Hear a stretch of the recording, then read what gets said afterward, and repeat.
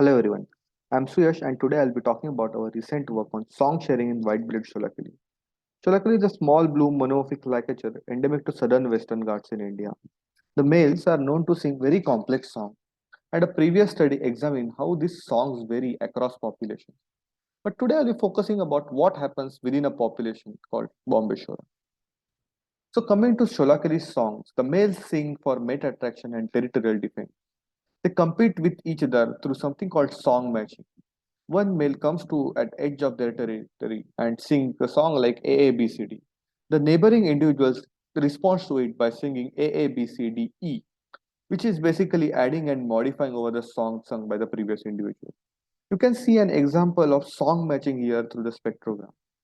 Over time, what happens is the two individuals that keep on singing to each other form certain parts of their song that they sing very often and actually shared between the two individuals.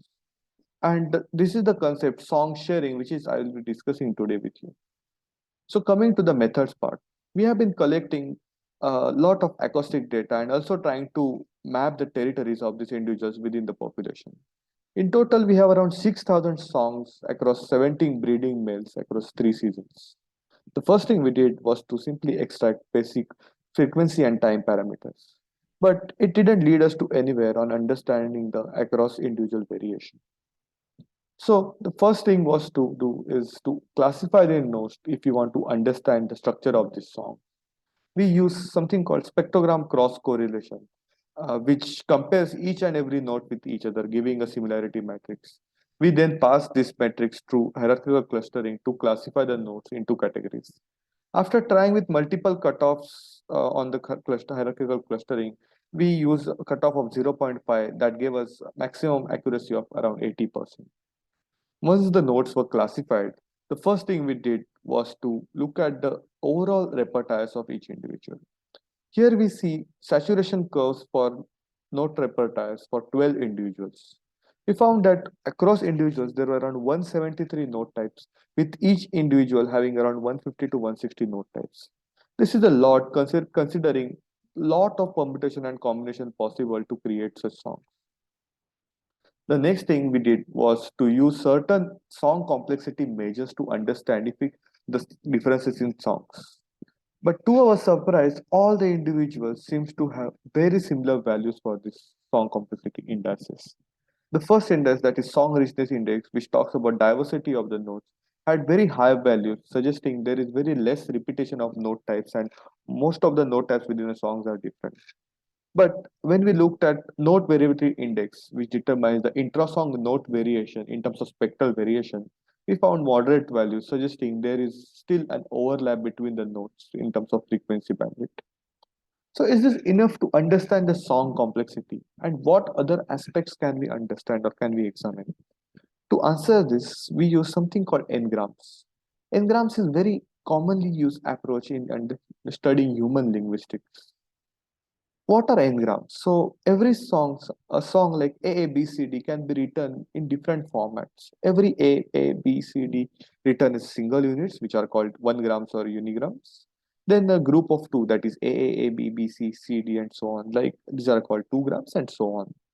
So we extracted all such n-grams from all songs of all individuals. But we particularly focused on n-grams that occurred more than once for an individual. And again, the n-grams going from 1 to 5, that is unigram to 5 grams for this study. Coming to the results part, first thing what you see here is an NMDS plot showing 12 individuals. This is the data from one season. And the second figure shows this 12 individual territories, approximate territories.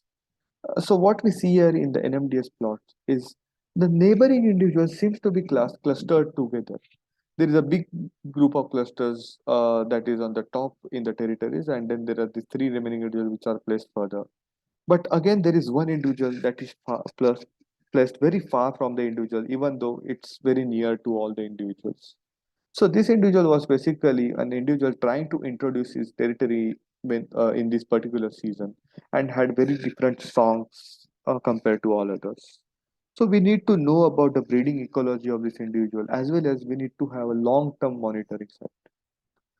When we remove this individual and look at like the relation between distance in territories and acoustic distance, we find a positive correlation, suggesting that the nearby or neighboring individual seems to have very similar song compared to further individuals.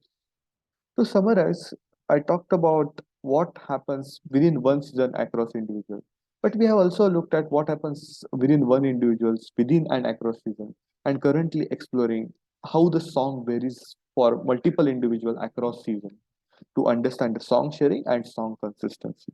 And I would like to have your feedback on this. I would like to thank everyone who helped me during the study, especially the members of EcoEvo group at IISER, field assistants, Cornell Lab of Ornithology, Kodaikanal International School, Tamil Nadu Forest Department, and IISER Tirupati. And thank you all for listening.